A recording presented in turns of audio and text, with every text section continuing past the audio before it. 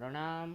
Good morning મિત્રો. અગાઉના તાસમાં આપણે પ્રકરણ 1 ભારતનો વારસો જેના હેતુલક્ષી પ્રશ્નોનું આપણે સોલ્યુશન કર્યું હતું. આજના વિડીયો તાસમાં ભૂગોળના વિભાગમાંથી પ્રકરણ 8 કુદરતી સંસાધનો જેના હેતુલક્ષી પ્રશ્નોત્તરોનું આપણે સોલ્યુશન કરવાના છીએ. તો સૌથી પહેલાં કેટલાક જોડકાઓ સમજીએ. એક નંબરમાં આપ્યું છે રણ પ્રકારની જમીન. તો ભારતના કયા પ્રદેશમાં રણ પ્રકારની જમીન આવેલી છે? જવાબ આવશે રાજસ્થાન, હરિયાણા, કચ્છ. ભારતના રાજસ્થાન, હરિયાણા અને કચ્છ એ ભૌગોલિક પ્રદેશોમાં રણ પ્રકારની જમીન આવેલી છે. બીજા નંબરમાં છે પર્વતીય જમીન. તો પર્વતીય જમીન હિમાલયની ખીણો અને ઢોળાવોના ક્ષેત્રોમાં. નંબર 3 છે જંગલ પ્રકારની જમીન. એનો સાચો ઉત્તર છે હિમાલય, સહ્યાદ્રી અને પૂર્વ ઘાટ. જંગલ પ્રકારની જમીન તો હિમાલય, સહ્યાદ્રી અને પૂર્વ ઘાટ. ચોથા નંબરમાં છે પીટ પ્રકારની જમીન, જેનો સાચો ઉત્તર છે ઓડિશા, પશ્ચિમ બંગાળ, તમિલનાડુના દરિયા કિનારાના ભાગો. મિત્રો, પીટ પ્રકારની જમીન એટલે દલદલીય જમીન.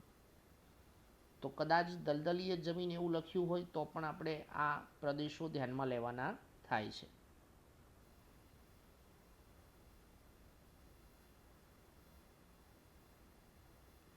ત્યારબાદ અન્ય કેટલીક જમીનોના ભૌગોલિક પ્રદેશોના પણ અહીંયા આપણે જોડકા જોઈશું.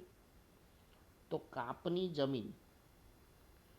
કાપની જમીન ભારતના કયા ભૌગોલિક પ્રદેશમાં છે? તો સાચો ઉત્તર આવશે ઉત્તરનું મેદાન. ઉત્તરનું મેદાન જે કાપની જમીનોનું બનેલું છે. બીજા નંબરમાં છે રાતી અથવા લાલ જમીન, જે ભારતના દક્ષિણનો દ્વીપકલ્પીય ભાગ રાતી અથવા લાલ જમીનો ધરાવે છે. નંબર 3 કાળી જમીન. તો કાળી જમીન પશ્ચિમ અને મધ્ય ભાગમાં છે.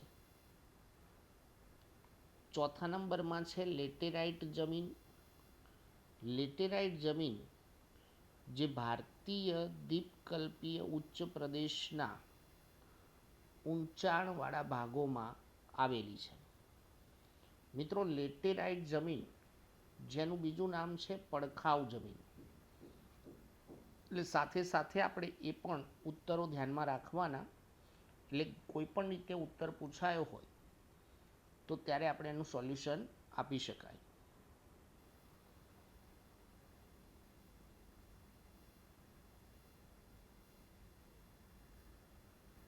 ત્યારબાદ આપણને અહીંયા કેટલાક સંસાધનો આપેલા છે અ ભાગમાં, અને બ ભાગમાં એની જુદી જુદી રીતે ઓળખ આપેલી છે.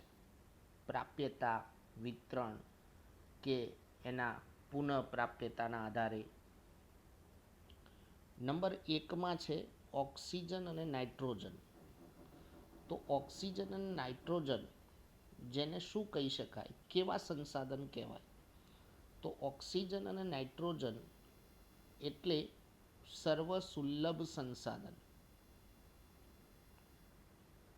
સર્વસુલભ સંસાધન ગણી શકાય ઓક્સિજન અને નાઇટ્રોજનને. ત્યારબાદ છે ભૂમિ, જળ અને ગોચર. ભૂમિ, જળ અને ગોચર જેને સામાન્ય સુલભ સંસાધન ગણી શકાય.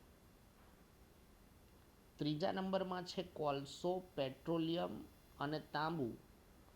તો એને વિરલ સંસાધન ગણાય. આજે આપણે ઓળખ સમજીએ છીએ મિત્રો વિતરણના આધારે છે. સર્વસુલભ સંસાધનો, સામાન્ય સુલભ સંસાધન, વિરલ સંસાધન, એના અહીંયા આપણને ઉદાહરણો આપેલા છે. ચોથા નંબરમાં છે ક્રાયોલાઇટ ખનિજ. તો ક્રાયોલાઇટ ખનિજ એટલે એકલ સંસાધનનું ઉદાહરણ છે. પાઠ્યપુસ્તકના પ્રકરણ 8ના બીજા પેજ ઉપર આ વિતરણના આધારે સંસાધનોનું એક કોષ્ટક આપેલું છે. એ કોષ્ટક આપણે ધ્યાનથી સમજીએ તો આ જોડકાને સારી રીતે આપણે સોલ્વ કરી શકાય.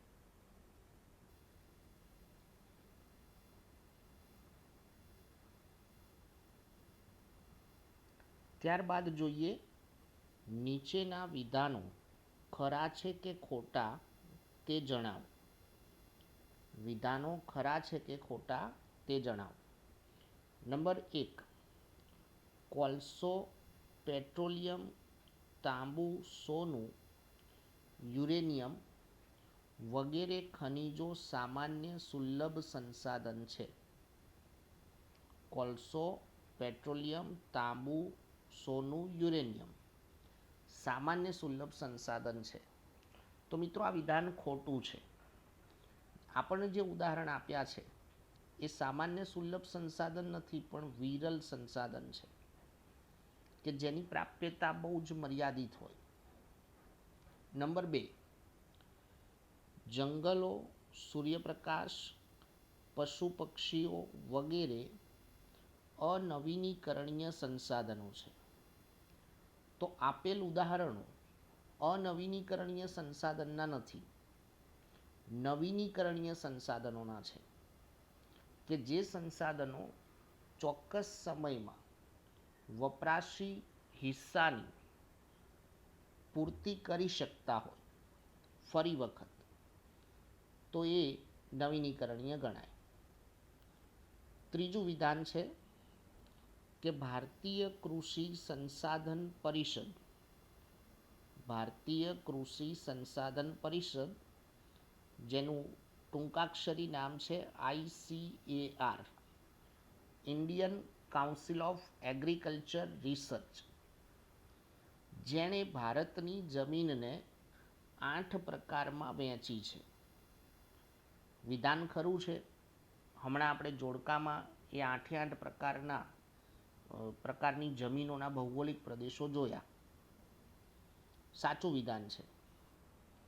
નંબર 4, કાપની જમીનમાં પોટાશ, ફોસ્ફરિક એસિડ અને ચૂનાનું પ્રમાણ વધારે હોય છે.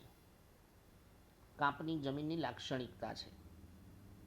તો એ રીતે આ વિધાન સાચું છે. કાપની જમીનમાં પોટાશ, ફોસ્ફરિક એસિડ અને ચૂનાનું પ્રમાણ વધારે હોય છે. સાચું વિધાન છે. પાંચમું વિધાન, રાતી અથવા લાલ જમીનમાં મેગ્નેશિયમ, ફોસ્ફેટ, નાઇટ્રોજન અને પોટાશનું પ્રમાણ વધુ હોય છે. મિત્રો આ વિધાન ખોટું છે. રાતી અથવા લાલ જમીનમાં આપેલ જે તત્વો છે એની ઉણપ હોય છે. મેગ્નેશિયમ, ફોસ્ફેટ, નાઇટ્રોજન અને પોટાશ. છઠ્ઠું વિધાન, કાળી જમીનનો ઉદ્ભવ દખ્ખણના લાવાના પથરાવાથી થયો છે. દક્ષિણ ભારતના લાવાના પથરાવાથી કાળી જમીનનો ઉદ્ભવ થયો છે. તો વિધાન સાચું છે. નંબર 7, કાળી જમીનમાં ભેજ ગ્રહણ શક્તિ વધારે હોય છે, ભેજ સંગ્રહણ કરવાની ક્ષમતા વધુ હોય છે. તો આ વિધાન પણ સાચું છે.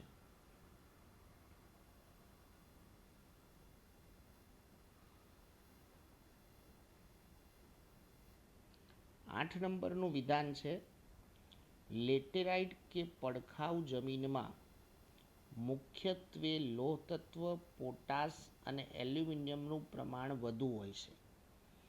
સાચું વિધાન છે. લેટેરાઇટ એટલે પડખાઉ જમીન જેમાં લોહ તત્વ, પોટાશ અને એલ્યુમિનિયમ વધુ હોય. 9 નંબર, દલદલ કે પીટ પ્રકારની જમીન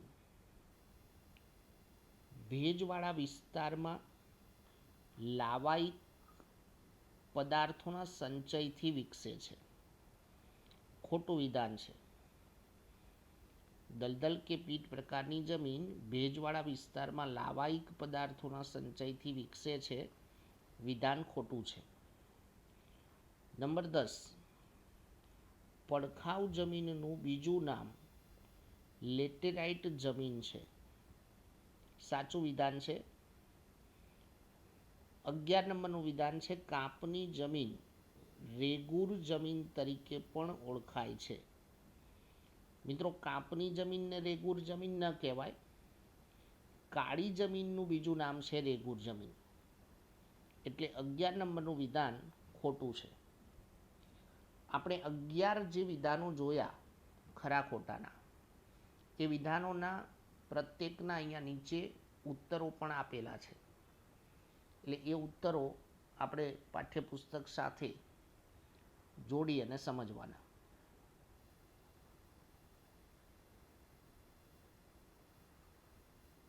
ત્યાર પછી જોઈએ તો નીચેના પ્રશ્નોના 1-2 શબ્દમાં ઉત્તર આપો. 1 કે 2 શબ્દમાં ઉત્તર આપવા. પ્રશ્ન નંબર 1. કયા સંસાધનો પોતાની મેળે જ ચોક્કસ સમયમાં વપરાશી હિસ્સાની પૂર્તિ કરે છે? જે સંસાધનો ચોક્કસ સમયમાં પોતાની મેળે જ વપરાશી હિસ્સાની પૂર્તિ કરે છે, તો તેવા સંસાધનોને શું કહેવાય? નવીનીકરણીય સંસાધન. નંબર 2. કયા સંસાધનો એકવાર વપરાયા પછી પુનઃ ઉપયોગમાં લઈ શકાતા નથી? જે સંસાધનો એકવાર વપરાયા પછી પુનઃ ઉપયોગમાં ન લઈ શકાય, તો એને શું કહેવાય? અનવીનીકરણીય સંસાધન. નંબર 3. કઈ જમીનમાં કઠોળ પાક લેવામાં આવે તો તેમાં નાઇટ્રોજનની સ્થિરતાનું પ્રમાણ વધારી શકાય છે? સાચો ઉત્તર આવશે કાપની જમીન.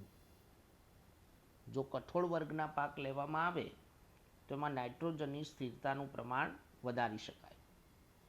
નંબર 4. રાતી અથવા લાલ જમીનમાં શું ભળેલું હોય છે? શેની હાજરી હોય છે? એવું પણ કહી શકાય ફેરિક ઓક્સાઇડની હાજરી, જેના કારણે જ એ જમીનનો રંગ રાતો હોય, લાલાશ પડતો હોય. પ્રશ્ન નંબર 5. કઈ જમીનમાં મેગ્નેશિયમ, ફોસ્ફેટ, નાઇટ્રોજન અને પોટાશની ઉણપ જોવા મળે છે? ઉણપ હોય છે. હમણાં આપણે ખરા ખોટા વિધાનોમાં જોયું હતું, એમાં એવું લખ્યું હતું કે વધુ હોય છે. વાસ્તવિક રીતે આ બધા તત્વો ઓછા હોય. મેગ્નેશિયમ, ફોસ્ફેટ, નાઇટ્રોજન અને પોટાશ. તો એ કઈ જમીન છે? રાતી અથવા લાલ જમીન.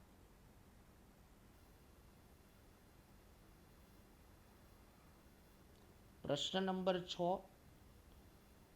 કાળી જમીનના નિર્માણમાં કોની ભૂમિકા મુખ્ય છે?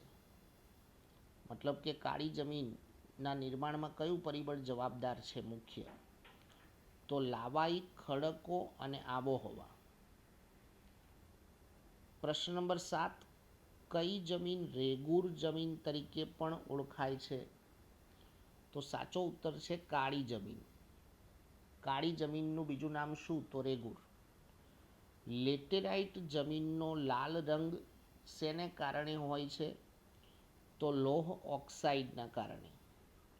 લોહ ઓક્સાઇડની હાજરી એના કારણે લેટેરાઇટ જમીનનો રંગ લાલ હોય. પ્રશ્ન નંબર 9. કઈ જમીન ભીની થાય ત્યારે મુલાયમ અને સુકાય ત્યારે સખત બને છે? ભીની હોય ત્યારે મુલાયમ, માખણ જેવી, અને સુકાઈ જાય ત્યારે સખત, એકદમ કઠણ. તો સાચો ઉત્તર છે લેટેરાઇટ કે પડખાઉ જમીન. પ્રશ્ન નંબર 10. કઈ જમીનમાં લોહ તત્વ, પોટાશ અને એલ્યુમિનિયમનું પ્રમાણ વધુ હોય છે? તો એ પણ લેટેરાઇટ જમીનની લાક્ષણિકતા છે. લેટેરાઇટ જમીનમાં લોહ તત્વ, પોટાશ અને એલ્યુમિનિયમ વધુ માત્રામાં હોય. મિત્રો, જમીનોના જે પ્રકાર છે 8 પ્રકાર, એની લાક્ષણિકતાઓ, એના ભૌગોલિક પ્રદેશો આપણે ખૂબ જ ધ્યાનથી સમજી લઈએ તો એમાંથી પૂછાતો કોઈ પણ હેતુલક્ષી પ્રશ્નનો સાચો ઉત્તર આપણે સરળતાથી આપી શકાય.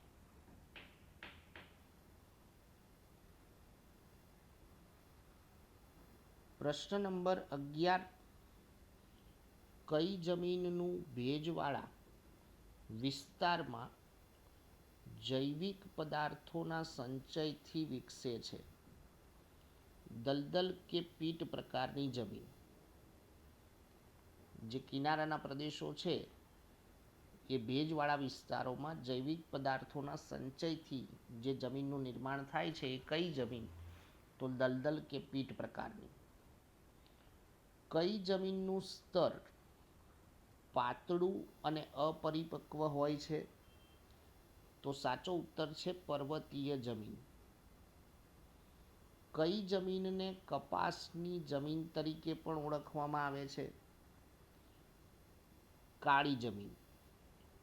મિત્રો, 2 ગુણનો એક પ્રશ્ન પણ બને છે કે કાળી જમીનને કપાસની કાળી જમીન તરીકે ઓળખવામાં આવે છે. 2 ગુણમાં મોસ્ટ ઇમ્પોર્ટન્ટ પ્રશ્ન છે.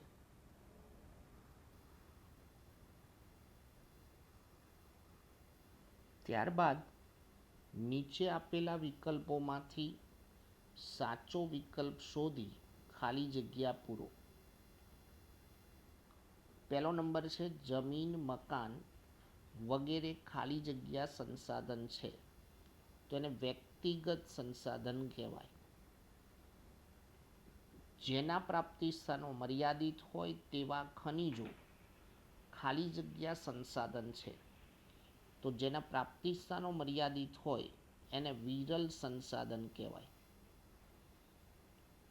ત્યારબાદ છે દુનિયામાં ભાગ્યે જ 1 કે 2 સ્થળે જ મળી આવતું ખનિજ એટલે એકલ સંસાધન. ચોથા નંબરમાં છે જે સંસાધનો અખૂટ હોય છે તેને ખાલી જગ્યા સંસાધન કહેવાય છે. અખૂટ સંસાધન એટલે નવીનીકરણીય સંસાધન. નંબર 5, ખનિજ કોલસો, પેટ્રોલિયમ, કુદરતી વાયુ વગેરે ખાલી જગ્યા સંસાધન છે, તો અનવીનીકરણીય સંસાધન ગણાય.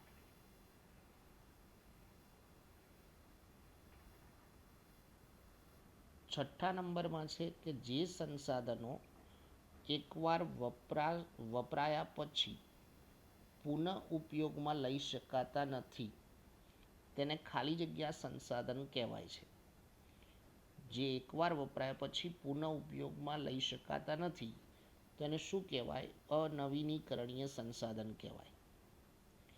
જમીનનું નિર્માણ મૂળ ખડકોના ખાલી જગ્યાથી મળતા પદાર્થોથી થાય છે, તો સાચો ઉત્તર છે ખવાણ અને ધોવાણ. ખવાણની પ્રક્રિયા અને ધોવાણની પ્રક્રિયા વિઘટન અને વિખંડન બીજી રીતે કહેવાય. 8 નંબર છે ખાલી જગ્યા જમીનમાં પોટાશ, ફોસ્ફરિક એસિડ અને ચૂનાનું પ્રમાણ વધુ જોવા મળે છે, તો સાચો ઉત્તર છે કાંપની જમીન. 9 નંબર, ખાલી જગ્યા જમીનમાં મેગ્નેશિયમ, ફોસ્ફેટ, નાઇટ્રોજન અને પોટાશની ઉણપ જોવા મળે છે. સાચો ઉત્તર આવશે રાતી અથવા લાલ જમીન. 10 નંબર, ખાલી જગ્યા જમીનનો ઉદ્ભવ દખ્ખણના લાવાના પથરાવાથી થયો છે, તો સાચો ઉત્તર છે કાળી જમીન. દખ્ખણના લાવા પથરાવાથી કઈ જમીનનું નિર્માણ થયું છે? તો કાળી જમીન.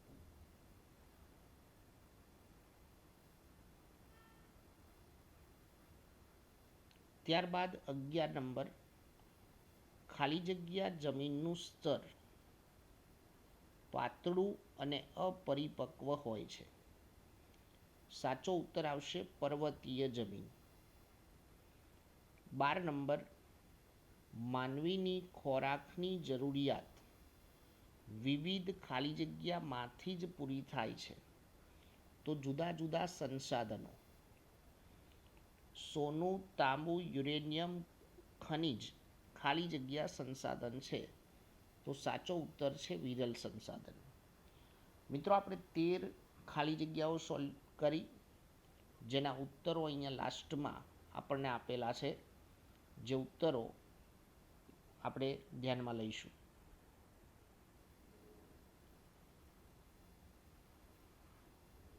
ત્યારબાદ નીચેના પ્રશ્નો માટે આપેલા વિકલ્પોમાંથી સાચો વિકલ્પ શોધીને ઉત્તર લખો.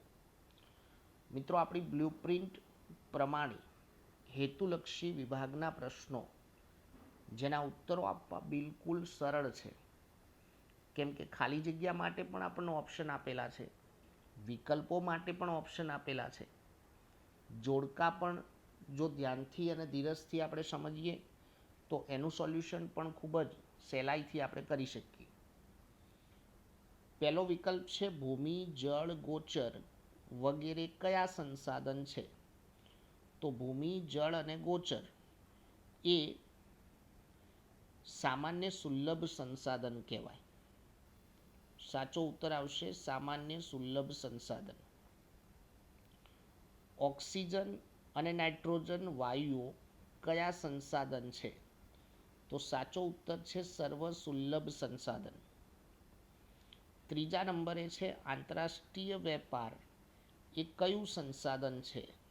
તો સાચો ઉત્તર છે વૈશ્વિક સંસાધન.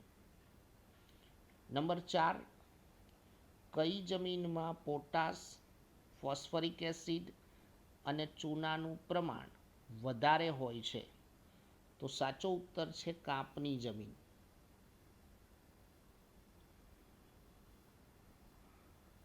પાંચમો પ્રશ્ન, સંસાધનોના સંરક્ષણ માટે એક બાબતનો સમાવેશ થતો નથી. નેગેટિવ પ્રશ્ન છે. સાચો ઉત્તર છે ડી, અમર્યાદિત પુનઃ ઉપયોગ. પ્રશ્ન નંબર 6, ખાલી જગ્યાના પ્રકાર, તેના રંગ, આબોહવા, માતૃખડકો, કણરચના, ફળદ્રુપતા જેવી બાબતોને ધ્યાનમાં રાખી પાડવામાં આવે છે. તો જમીનોના પ્રકાર કઈ બાબતોના આધારે પાડવામાં આવે છે?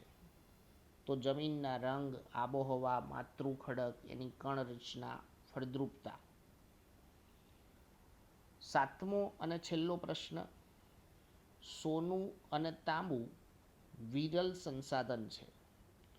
તો ઓક્સિજન અને નાઇટ્રોજન ખાલી જગ્યા. તો ઓક્સિજન અને નાઇટ્રોજન એટલે સર્વસુલભ સંસાધન. તો મિત્રો, આજના વિડીયો તાસમાં આપણે પ્રકરણ 8ના હેતુલક્ષી પ્રશ્નોનું સોલ્યુશન આપ્યું.